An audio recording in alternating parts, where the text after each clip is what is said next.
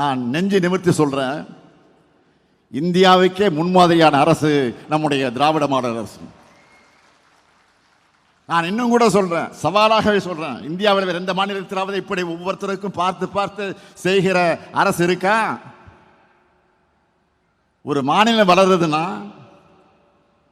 அந்த மாநிலத்தை உள்ளடக்கிய ஒன்றிய அரசு மகிழ்ச்சி தான் அடையணும். அதுதான் உண்மையான கூட்டாட்சி தத்துவம். மாநிலங்கள் வளர்ந்தா அது மூலமா நாடு வளரும். மாநிலத்தினுடைய வளர்ச்சியால நாடுதான் பயன்பெறும், நாடுதான் பலம் பெறும். ஆனால் இன்றைக்கு ஒன்றியத்தை ஆளக்கூடிய அரசு மாநிலனுடைய வளர்ச்சியை பார்த்து பொறாமைப்படுகிற அரசாக இருக்கு. மாநில வளர்ச்சியை தடுக்கிற அரசாக இருக்கு. ஜிஎஸ்டி மூலமா நம்ம மாநிலத்தோட நிதியினுடைய வளத்தை மொத்தமா கபலீகரம் செஞ்சாங்க. மாநிலங்களுக்கு தர வேண்டிய நிதியை தர மறுக்கிறாங்க. மாநிலங்களுக்கு புதிய திட்டங்களை அறிவிக்க மறுக்கிறாங்க. ஒன்றிய அரசு மாநில அரசும் இணைந்து நிறைவேற்ற வேண்டிய திட்டங்களுக்கான தொகையை கூட தர மறுக்கிறாங்க. இது எல்லாத்தையும் சகிச்சுக்கிட்டோம், சமாளிச்சுக்கிட்டும் தான் நாம திட்டங்களை தீட்டி வருகிறோம். அதையும் தாண்டி வளர்றோம், வளர்ந்து கொண்டிருக்கிறோம். அதுதான் இன்றைக்கு அவங்க கண்ணை உறுத்திக்கிட்டு இருக்கு. அதை தடுக்க பல்வேறு தடைகளை உருவாக்குறாங்க. புதிய புதிய சட்டங்கள் மூலமா சட்டங்களை உருவாக்குறாங்க. தேசிய கல்விக் கொள்கை என்ற பெயர்ல நம்ம பிள்ளைகள் படிச்சு முன்னேறுவதை தடுக்க பார்க்கிறாங்க. படிக்க கூடாது, பள்ளிக்கூடங்களை மிதிக்க கூடாது, வேலைகளை அடையக்கூடாதுன்னு 100 ஆண்டுகளுக்கு முன்னால வரைக்கும் நம்ம மக்கள் ஒதுக்கப்பட்டாங்க. வகுப்பு வாரி உரிமைன்னு சொல்ற சமூக நீதியை உருவாக்கி பட்டியலின மக்களுக்கும் பழங்குடியின மக்களுக்கும் பிற்படுத்தப்பட்ட மக்களுக்கும் மிகவும் பிற்படுத்தப்பட்ட மக்களுக்கும் கல்விச்சாலையின் கதவினை திறந்து வச்சோம். இன்றைக்கு இவ்வளவு பேர் படிக்கவும் வேலைகளை பெறவும் அதுதான் அடித்தளம் அமைச்சது. அந்த சமூக நீதியை சிதைக்கத்தான் தேசிய கல்விக் கொள்கை கொண்டு வரப்படுது. இதன் மூலமா தமிழ்நாட்டினுடைய பட்டியலின பழங்குடியின பிற்படுத்தப்பட்டோர் மிகவும் பிற்படுத்தப்பட்டோர் முன்னேற்றம் தடுக்கப்படும். மீண்டும் கல்விச்சாலைக்கு வரவிடாமல் தடுக்கிறாங்க. இது போன்ற ஏராளமான தடைகளை உருவாக்கி தமிழ்நாட்டினுடைய முன்னேற்றத்தை, தமிழ்நாட்டு மக்களுடைய முன்னேற்றத்தை தடுக்க பார்க்கிறாங்க. தமிழ்நாட்டு மாணவர்களுக்காகவும் ஆசிரியருடைய சம்பளத்துக்காகவும் ஆண்டுதோறும் வழங்கப்படக்கூடிய 2152 கோடி ரூபாய்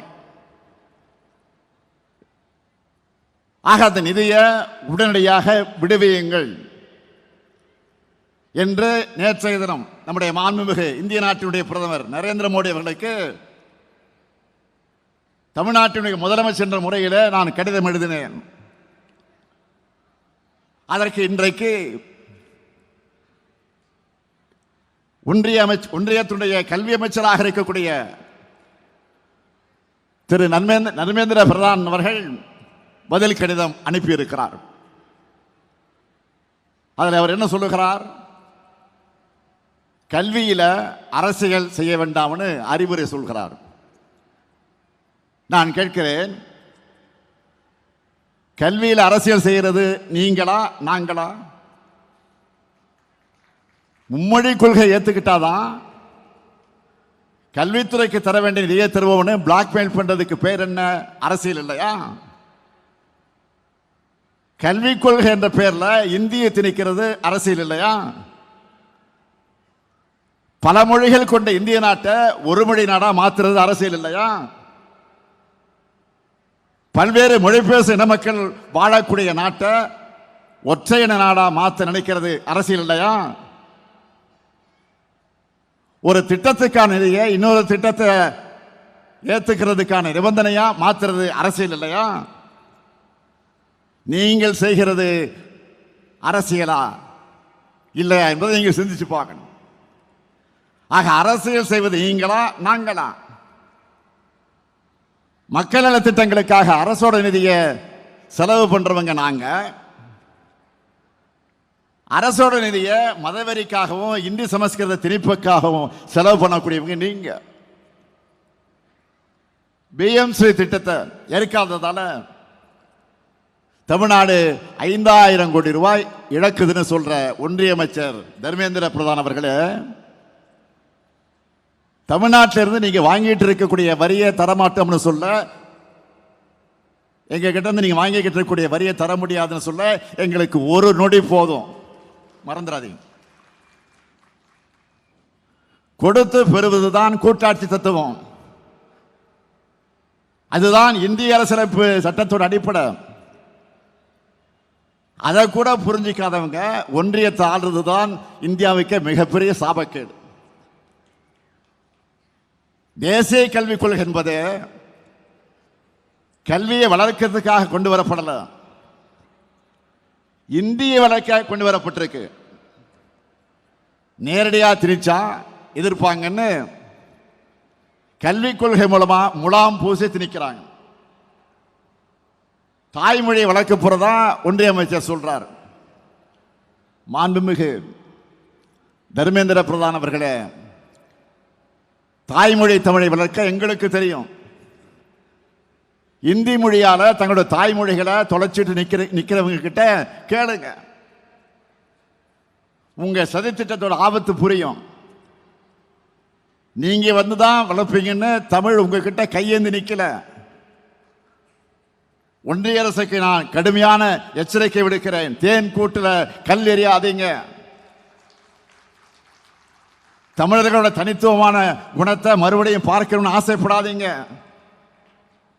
தமிழுக்கும் தமிழ்நாட்டுக்கும் தமிழத்துக்கு எதிரான எந்த செயல்பாடுகளும் நான் இருக்கிற வரைக்கும், திமுக இருக்கிற வரைக்கும், இந்த முத்துவேல் கருணாநிதி ஸ்டாலின் இருக்கிற வரைக்கும் இந்த மண்ணுக்குள் வர முடியாது. நம்ம திராவிட மாடல் அரசை பொறுத்த வரைக்கும் மக்கள் முன்னேற்றம் ஒரு பக்கம், நான் அதுக்கான தடைகளை உடைப்பதை இன்னொரு பக்கம்னு இரு பாதை பாய்ச்சலை இன்றைய தமிழ்நாடு அரசு நடத்தி கொண்டு வருது. இது போன்ற தடைகள் எங்களுக்கு புதுசல்ல. தடைகள் எந்த பக்கம் இருந்து வந்தாலும் அதை உடைன்னு பழகினவங்க நாங்க என்பதால் வெற்றி பாதையை தொடர்கிறோம். மக்களான உங்களுடைய ஆதரவால வெற்றி என்றென்றும் தொடரும் தொடரும் தொடரும் என்று கூறி விடைபெறுகிறேன். நன்றி, வணக்கம். செய்திகளை உடனுக்குடன் தெரிந்து கொள்ள உடனே சப்ஸ்கிரைப் பண்ணுங்க.